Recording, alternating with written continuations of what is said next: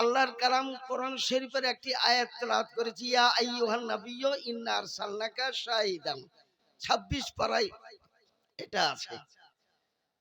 তো কোরআন শরীফ ইয়া আইয়ুহান নবী, আয়ে গায়েব কে খবর বাতানে वाले।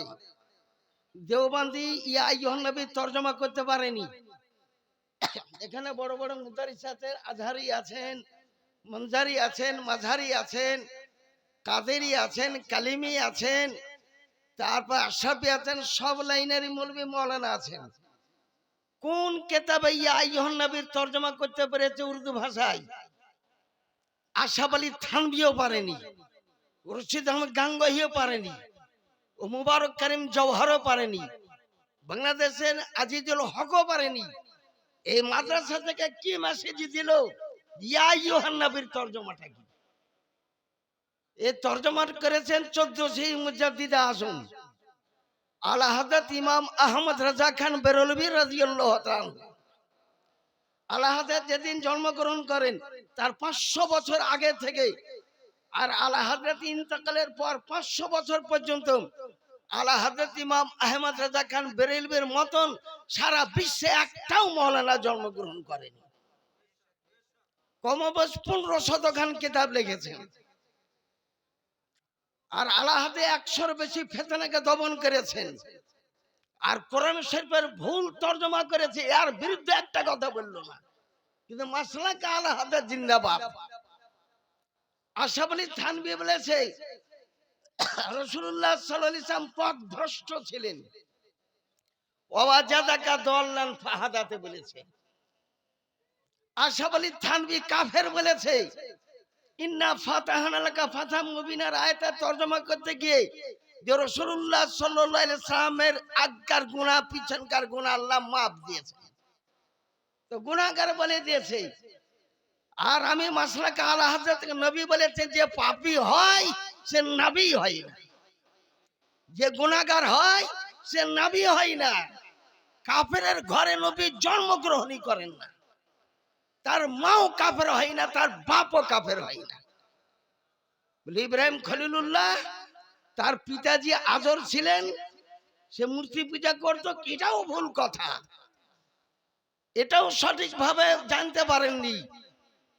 ইব্রাহিম নবীর পিতা আজর নয়, আজর ছিল কাফের। উনার পিতার নাম আসলে তারেক, সে ছিল তাওহীদবাদী মুসলমান, সে কোনোদিন নমরুদকে সিজদা করেনি।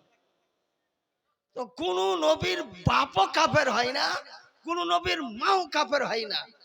মাথায় তো আমি পাগড়ি বেঁধে দিব, কেরাতের পাগড়ি, আলেমের ফজিলতের পাগড়ি, কিন্তু যদি মাসলাক আলা হাতে চলতে পারে তো ও জান্নাতে যাবে, আর যদি চলতে না পারে ওই রকম উম্মতকে কাল কিয়ামতে প্রান্ত হটিয়ে দিবে। এটাও আপনি জেনে নিলেন। উম্মতি বলে কি পাপ হয় না? উম্মতিরও পাপ হয়। উম্মতি তো দুই প্রকার, একটা উম্মতি কাফের আছে। উম্মতি হলো দুই প্রকার, একটা উম্মতি ইজাবাত আর একটা উম্মতের দাওয়াত। কাফেরেরা উম্মতের দাওয়াত, আমরা সুন্নি, আমরা উম্মতে ইজাবাত। জান্নাতটা হচ্ছে উম্মতে ইজাবাতের জন্য। জান্নাত কার? জান্নাত হচ্ছে রাসূলুল্লাহ সাল্লাল্লাহু আলাইহি ওয়াসাল্লামের। নবীর দুশমনকে কোনদিন জান্নাতে দিবে না, নবীর বাগীকে কেউ জান্নাতে দিবে না। নবী গায়েবের খবর জানেন। রাসূলুল্লাহ তে গায়েব কদ্দুর মা কান মায়াকুন, যেদিন দুনিয়া সৃষ্টি হয়েছে আর যেদিন দুনিয়া পর্যন্ত এবং জান্নাত শেষ পর্যন্ত রাসূলুল্লাহ সমস্ত গায়েবের খবর জানেন।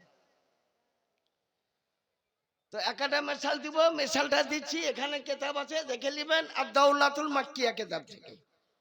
কিতাবের লেখক 14 মুজাদ্দিদ আজম ইমাম আহমদ রাজা খান বেরলভী রাদিয়াল্লাহু তাআলা। একদা রাসূলুল্লাহ সাল্লাল্লাহু আলাইহি ওয়াসাল্লাম বাড়িতে আছেন, হঠাৎ একটা মেয়ে ছেলে আসলো হুজুরের আগিনাতে, বুঝলেন। তো রাসূলুল্লাহ সাল্লাল্লাহু আলাইহি ওয়াসাল্লাম সঙ্গে সঙ্গে চিনে নিলেন, কোনোদিন দেখেননি, ওই মেয়েটার সঙ্গে কোনোদিন মোলাকাত হয়নি। রাসূলুল্লাহকে চিনে নিলেন আর নবী আলাইহিস সালাম বলেন, আই উম্মে ফাদল, এ ফজলের মা। বিয়া হওয়া হলো মাত্র 2 মাস। এই মেয়েটা হচ্ছে আব্বাস রাদিয়াল্লাহু তাআলা আনহুর বিবি, হযরত আব্বাস রাদিয়াল্লাহু তাআলা আনহুর বিবি। আর বলতেছেন যে এ ফজলের মা কেমন করে হলো? তো মেয়েটা চতুর্দিকে তাকিয়ে বলছে, কাকে বলছে? হুজুর বলল, তোমাকেই বলতেছি। ইন্নাকে কাদ হামিলতে বিগুলাম, তুমি গর্ভবতী, তোমার গর্ভে একটা পুত্র সন্তান জন্মগ্রহণ করবে। কাইফা ইয়া রাসূলুল্লাহ সাল্লাল্লাহু আলাইহি ওয়াসাল্লাম, কাইফা হামিলতু, আমি কি করে গর্ভবতী হতে পারি? ওয়াকাদ তাহলাফাতিল কুরাইশ আল্লাহ ইয়াতুনা বিন নিসা, কুরাইশগণ কসম করেছেন যে বিবির নিকটবর্তী হব না। একটা কওমের সঙ্গে কুরাইশদের ঝগড়া হয়েছিল, তো বলেছে যতক্ষণ পর্যন্ত ওদেরকে না হারাতে পারবো অতদিন বিবির বিছানাতেই যাব না, বিবির কাছে থাকবো না, এই কসম করেছে। তাই বলতেছেন কাইফা হামিলতু ওয়াকাদ তাহলাফাতিল কুরাইশ আল্লাহ ইয়াতুনা বিন নিসা। রাসূলুল্লাহ বলে ইন্নিমা কুলতু যাক, আমি যেটা বলছি ওটাই তুমি গর্ভবতী। কয় মাসের গর্ভবতী? বলে তুমি এখন আপাতত 2 মাসের গর্ভবতী। সন্তান 8 মাস পর হবে। সন্তান হওয়ার পর ওই বেটা ছেলেটাকে আমার কাছে নিয়ে আসিও।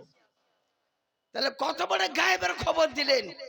2 মাসের সন্তান, বেটা ছেলে হবে কি মেয়ে ছেলে হবে কোনো ডাক্তারের ক্ষমতা নাই। ওই টাইমে রক্ত অবস্থায় থাকে, ওই টাইমে রক্ত অবস্থায় থাকে। কোরআন শরীফে লেখা আছে সুম্মা মিন নুতফাতিন, প্রথম 40 দিন নুতফা থাকে, তারপর 40 দিন রক্ত বর্ণ হয়, তারপর 40 দিনে বুঝছেন গোস্তের টুকরা তৈরি হয়ে যায়, তারপর 40 দিনে হাত পা বাইর হয়, 160 দিন পর পান্নাফাক্তু ফিহি মির রূহি, আমি তখন রূহ ফুঁকে দিই, তখন বেটা ছেলে হবে কি মেয়ে ছেলে হবে তখন ওখানে রূহ ফুঁকে দেওয়া হয়। এটা 2 মাস। 2 মাসে কদিন? 60 দিন হয়।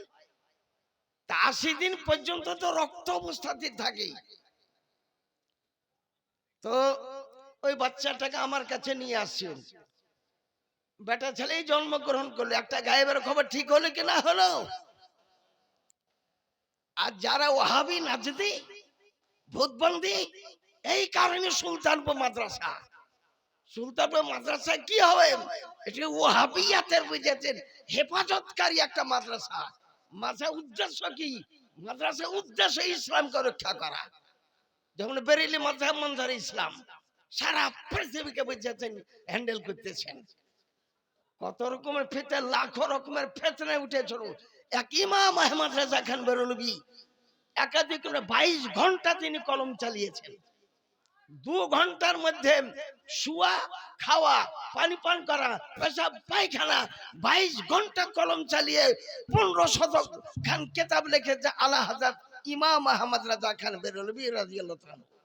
তার মোকাবেলাতে আশরাফ আলী থানভীও পারেনি, রশিদ আহমদ গাঙ্গুহি পারেনি, কাসেম আলী নানাতবি পারেনি, খলিল আহমদ পারেনি, মির্জা গোলাম মোহাম্মদ কাদিয়ানি পারেনি, কেউ পারেনি ইমাম আহমদ রাজার সঙ্গে মোকাবেলা করার জন্য। তো বাচ্চাটাকে নিয়ে আসলো, 10 মাসের সন্তান হলো।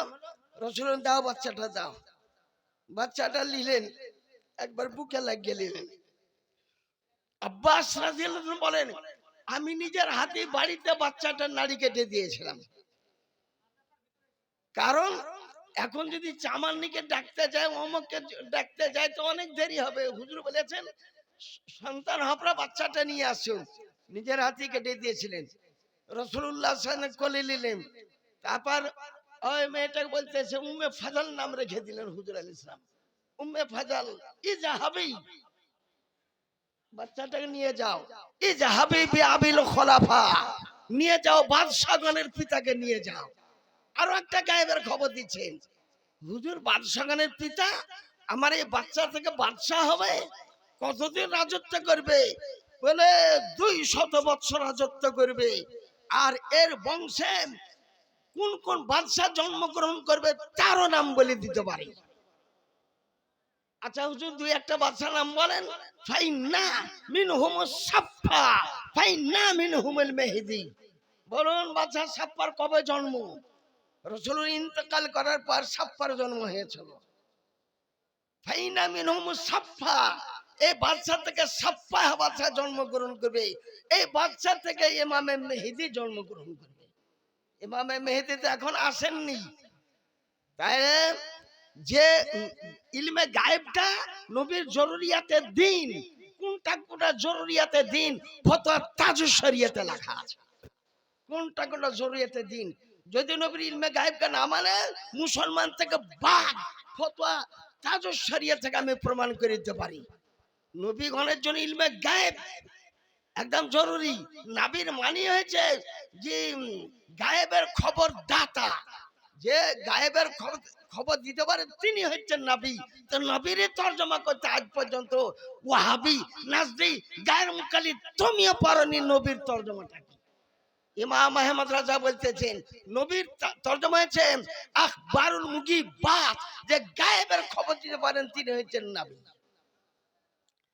বেরাদারান ইসলাম, একটা হাদিস শরীফ শুনলেন আপনি, আমাকে ফারিক করতে হবে যে অনেকক্ষণ ধরে বলেন কটা ছেলে 35 না 34, 34টা ছেলে ফারেক। সুবহানাল্লাহ সুবহানাল্লাহ। এই আজিমুল শান মাদ্রাসা আমি মাসা বছর ছোট থেকে দেখতেছি। এই মাদ্রাসা যখন ছিল না মক্তব ছিল, আমার এক সাথী একসঙ্গে বুঝেন পড়েছি বেরেলি শরীফে, হরহরি তার বাড়ি, সানাউল্লাহ বলে নাম। এই মসজিদে ইমামতি করতেন, কয়েকটা মক্তব পড়াতে বুঝেন। তখন আমি মিলাদ করতে আসতাম, একটা বাহাস হয়েছিল সিঙ্গাতে বুঝলেন, কেয়ামকে কেন্দ্র করে বাহাস হয়েছিল। আর দেওবন্দিরা উঠে আর চ্যালেঞ্জ করে 10,000 টাকা চ্যালেঞ্জ থাকলে কেউ যদি কিয়াম প্রমাণ করতে পারে, 5,000 টাকা চ্যালেঞ্জ থাকলে কেউ যদি কিয়াম প্রমাণ করতে পারে। আর এই মৌলবী দেশ সিঙ্গেও ভয়ে পালিয়ে গিয়েছিল। আমি স্কুলের গভর্নমেন্টের চাকরি করতাম, তা আমি একটা ছেলেকে বললেন চল তো বাহাসিরা কিরাম কিরা করে, আমি তো বাহাস দেখালো।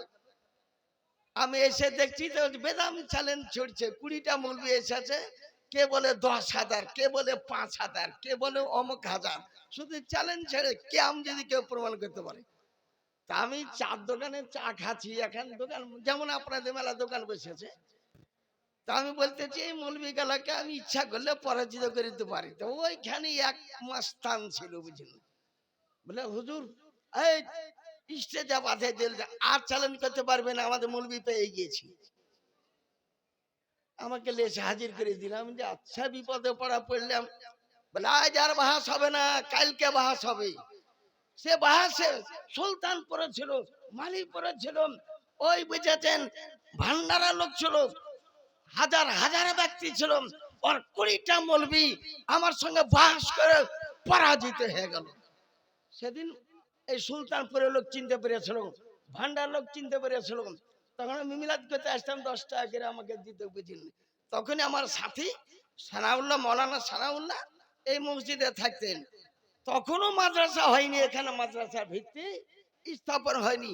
তারপর আস্তে আস্তে মাদ্রাসা হলো। নবী আমার বলেছেন নাসিমুরিয়াদ কিতাবের 3টা খণ্ডে যেখানে মাদ্রাসা হবে তার 2000 বছর আগে আমি ওই জায়গাটাকে আমি গ্রান্ট করে নিয়ে এখানে একটা মাদ্রাসা হবেই।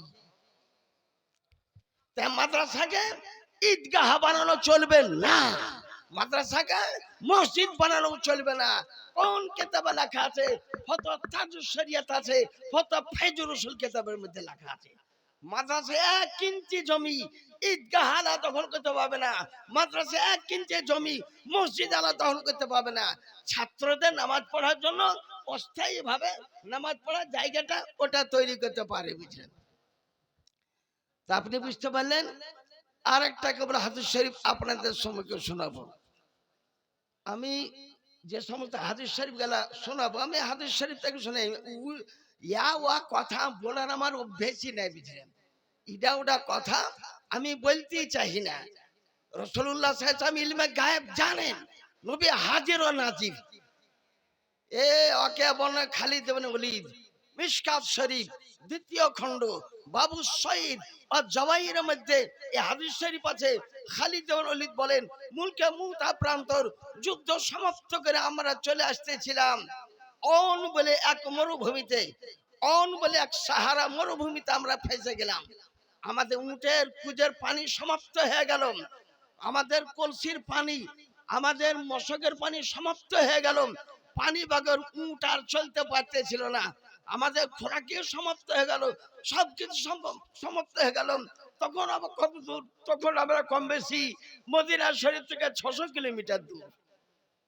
এই 600 কিলোমিটার কি করে ওয়াহাবিয়াত, দেখো মিশকাত শরীফ হাদিস, খালিদ বিন ওলীদ আসর নামাজ পড়ার পর তিনি দোয়া করতেছেন, ইয়া রাসূলুল্লাহ, ইয়া নবী আল্লাহ, আপনি আমাদেরকে সাহায্য করুন, আগে শুনি ওয়ামদিদনি ইয়া রাসূলুল্লাহ সাল্লাল্লাহু আলাইহি সাল্লাম।